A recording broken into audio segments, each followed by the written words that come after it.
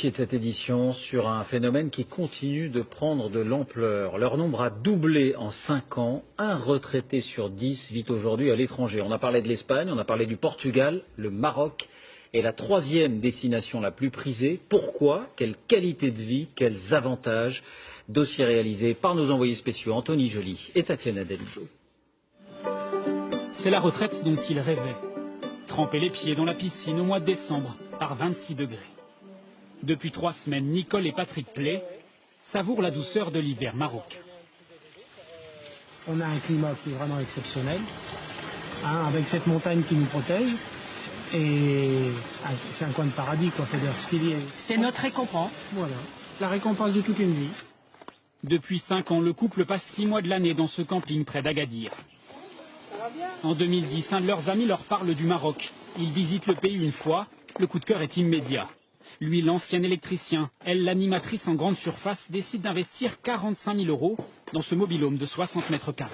Sur la véranda 30 et sur le mobil-home 30, ce qui fait 60 mètres carrés au total et 15 mètres carrés de terrasse extérieure. Et vous avez la cuisine, le salon et à l'intérieur... Un grand salon-cuisine et 2 chambres pour accueillir leurs enfants et petits-enfants. C'est du camping sans être du camping, je veux dire, c'est du haut de gamme, quoi. Dans ce camping 4 étoiles, la clientèle est composée uniquement de retraités et quasiment tous de la même nationalité. Des Français ici, des Français aussi. C'est vraiment partout dans le camping. Voilà, c'est un petit village français. Tu vois le drapeau? Ça représente quel pourcentage là sur... Ah, ils sont sur le 90. Hein. Des retraités, pour la plupart arrivés récemment. Dans le camping, ils sont 2 fois plus nombreux qu'il y a 3 ans. Et la tendance gagne tout le pays. Depuis une dizaine d'années, le Maroc est devenu le royaume des retraités français. Ils sont près de 60 000 à s'être installés dans le pays et tout est fait pour en attirer de nouveaux. Vous allez découvrir derrière cette porte un village d'un tout nouveau genre, spécialement conçu pour les retraités. 163 maisons, la plupart avec piscine privée, réparties sur 28 hectares. Voici le complexe immobilier Diyar Shemsi, littéralement les maisons du soleil. Ici, les retraités sont propriétaires et résident à l'année. Un village, gardé 24 heures sur 24 par des agents de sécurité. À l'intérieur de cette ancienne orangerie, pas de voiture, seulement de longues allées un peu vides en ce début d'après-midi. C'est dans ce cadre calme que Mireille et Joël Bourguignon ont acheté cette maison il y a 3 ans. On rentre chez nous.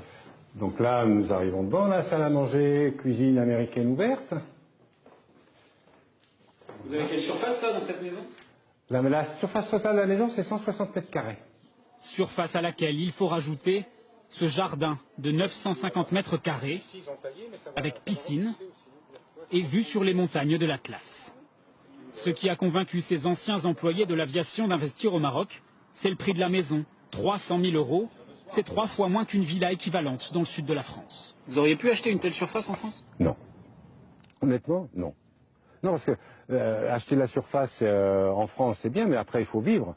Et quand on arrive à nos âges et qu'on va mettre 1 million dans quelque chose, il faut avoir ce million disponible, sinon ça veut dire que c'est reprendre des crédits jusqu'à quel âge? Ils ne se rendent désormais en France que quelques jours par an pour aller voir leurs enfants. Le mal du pays, ils ne le connaissent pas pour l'instant. On a la possibilité de remonter quand on veut en France. Je veux dire, il suffit de faire une réservation, un billet d'avion, 3 heures après, on est à Paris. Comme nos 2 enfants sont sur Paris, c'est pas plus compliqué que ça, quoi. Parmi la centaine de Français présents ici, le couple s'est fait des amis, comme le Lyonnais William Payès. Le tiroir, c'est lui. Les pieds dans le rond, hein, les pieds dans le rond. Cet ancien inspecteur des impôts est arrivé dans le village il y a 2 ans, sans connaître le pays. Mais le fait que tout le monde parle français ici l'a rassuré. Ici, tu vas rencontrer des gens, tu vas les voir, tu vas toujours discuter. Que ce soit même avec les Marocains, les jardiniers, tu parles français. Et ça, c'est important, parce que c'est quand même dans un pays autre que le tien. Et des fois, la langue, ça manque aussi. William Payès l'assure, les retraités du village ne vivent pas qu'entre eux. Lui, par exemple, se rend chaque semaine au souk avec sa femme pour faire quelques courses. Et il a même appris quelques mots d'arabe pour, dit-il, mieux s'intégrer. eux, il faut un effort de parler le français. Moi, j'essaie de parler un petit peu berbère. Aller au souk, c'est aussi profiter d'un autre avantage du Maroc, des prix défiant toute concurrence. Je ramène souvent entre 7 et 10 kilos de fruits pour 70 dirhams, c'est-à-dire 6 €. Donc voilà, quand on sait le prix en France. Ici, en terre d'islam, William et Nicole Payès sont considérés comme des touristes. Ils savent qu'ils peuvent être pris pour cible par des terroristes comme lors des attentats en Tunisie, mais se sentent en sécurité dans le pays. Je suis lyonnais et je suis plus en sécurité ici qu'après au marché qu'ailleurs. Hein.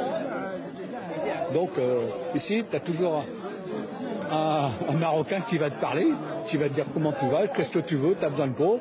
Et il te protège. Il te protège. Il se protège eux, mais il te protège toi aussi.